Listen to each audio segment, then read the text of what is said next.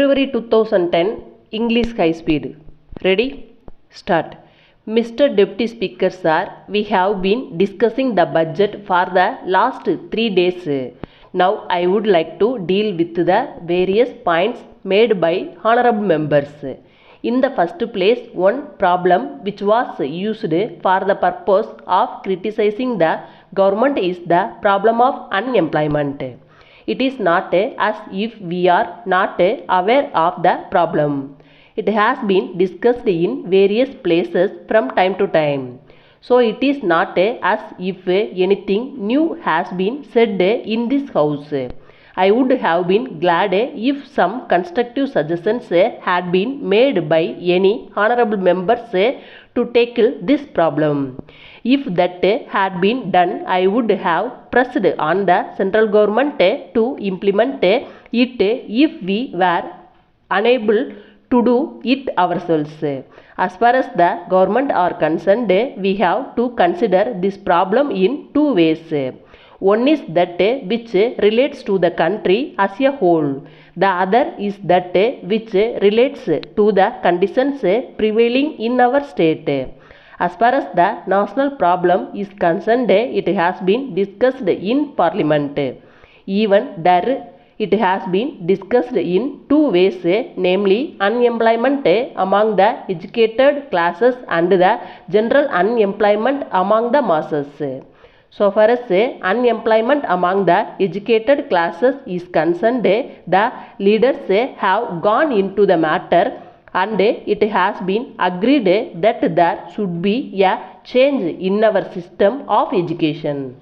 It should be such that those who want a higher education should not merely depend on the government or commercial concerns for jobs, but should be able to adapt themselves to other avocations in life. But so far as unemployment among the large masses of the people is concerned, it is accepted that we should increase production. For this purpose, we are now trying to use machinery. But when we do this, it results in large-scale unemployment of manual labor.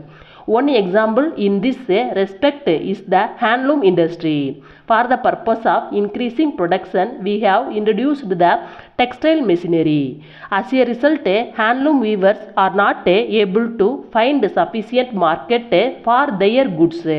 They are now unable to carry on their works which they have been doing for many years.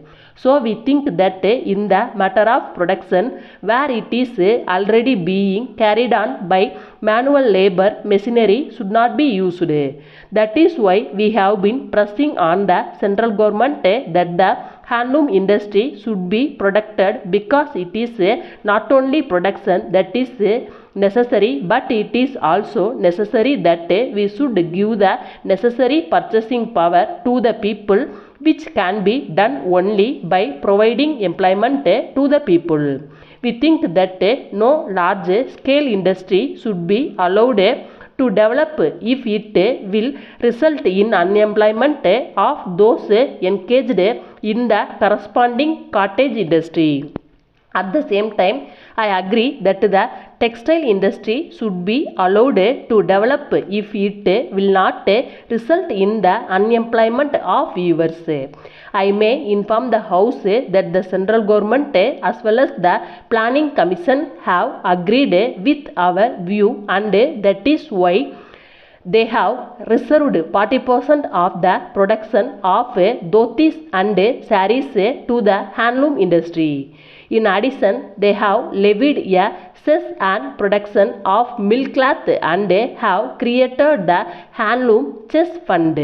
I have pointed out this matter only to show that we have not been idle, and that our view with regard to the treatment of handloom weavers has been recognized by the central government as well as the Planning Commission.